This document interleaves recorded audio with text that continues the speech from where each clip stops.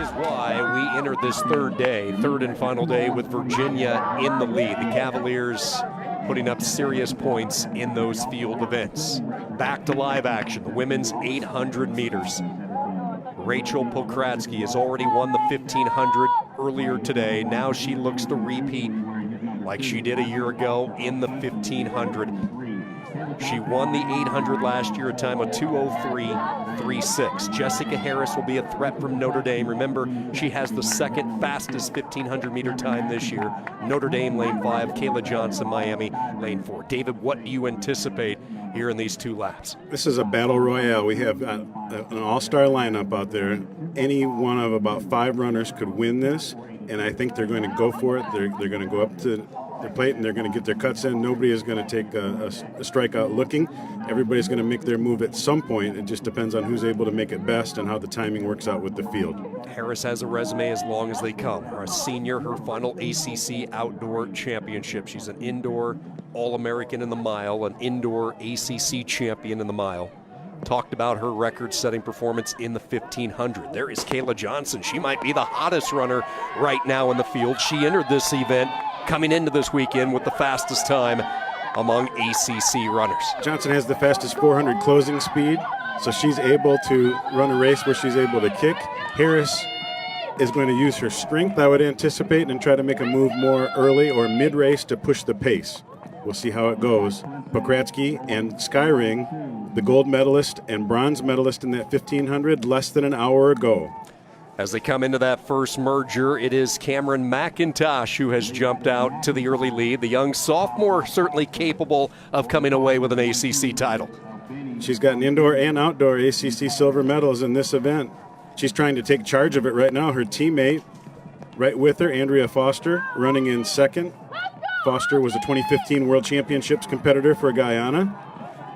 And Brittany AVENI, a 2-time NCAA All-American in the 4x400 with an equal kind of closing speed, maybe even better than Kayla Johnson that we mentioned. So let me ask you, are you surprised with the positioning of Harris, Johnson, and Pocratsky as they enter the final 400 meters? Yes, but I see now that Harris is starting to make her move. I would not have said that those 3 would be our leaders at the bell by any means. Harris making her move mid-race. Pocratsky chases with her. Will Pocratsky continue to have the strength to do that after recovering from that 1,500-meter win? So Harris and Pocratsky start to make their move. They pass AVENI. MCINTOSH with the lead, but here comes a hard-charging Jessica Harris on that back straightaway. Pocratsky right on her outside shoulder. Johnson way on the outside. Oh, Pocratsky to the lead. This is her move right here. So anybody match. Pocratsky has made her move. Let's see if Kayla Johnson has a kick, the terrific 400-meter runner. Johnson starting to push along the outside. So is the youngster Foster. Into the straightaway, it's Pocratsky looking for her second consecutive 800-meter title, and she's going to do it pulling away from the field. Rachel Pocratsky has done it again. 2 straight years, the 800 and the 1,500-meter titles. Back-to-back double champions and a smile that is well-deserved for Rachel Pocratsky. Andrea Foster, a surprise silver medal in a PR 2:06.15.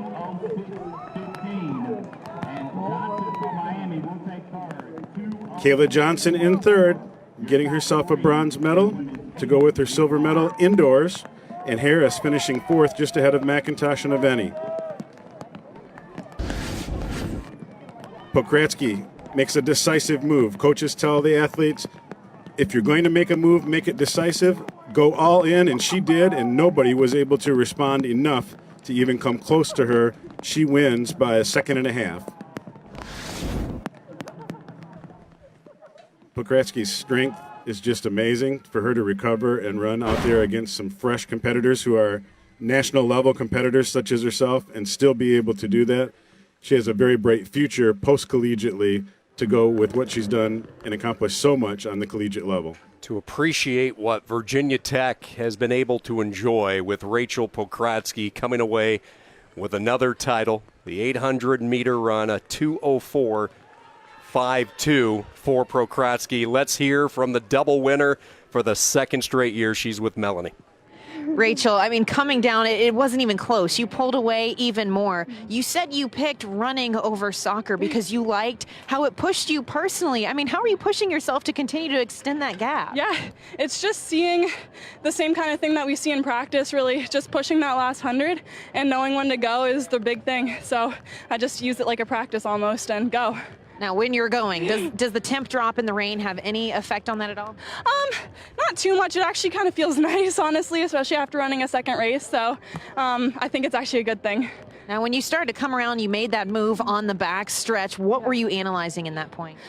So I just noticed that the pace was starting to slow down, and I just used my momentum to keep going. So I just wanted to keep going, and I just took it, even if it was on a little bit of a curve. I just kind of went with it and took it and hoped that no one went with me. I mean, you don't even need hope at that point. That was a dominant win, and you continue to just rack up those points for the Hokies. Congratulations. Thank you so much. Have a good day. Thank you.